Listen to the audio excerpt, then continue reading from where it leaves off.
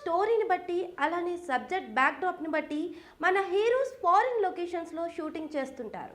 అయితే shooting schedule ని బట్టి ఫారిన్ లో మెయిన్ సీన్స్ ను షూట్ చేసుకొని మళ్ళీ ఇండియాకి వచ్చేస్తుంటారు. అయితే విదేశాల్లో షూటింగ్ అంటే మామూలు మాటలు కాదు. మినిమం తక్కువలో తక్కువ 30 రోజులైనా అక్కడ షూటింగ్ చేయాల్సిన పరిస్థితి ఏర్పడుతుంది. ఇక అసలు మ్యాటర్ లోకి వెళితే young rebel star Prabhas London లో ఓ విశాలవంతమైన ఇంటిని కొనుగోలు చేసినట్లు తెలిసింది. గతంలో షూటింగ్ కోసం లండన్ వెళ్ళినప్పుడు ప్రభాస్ అదే ఇంటిలో ఉండేవాడు. ఇక తన అభిరుచికి తగిన ఇల్లు కావడంతో భారీగా అద్దె చెల్లించేవాడని తెలిసింది.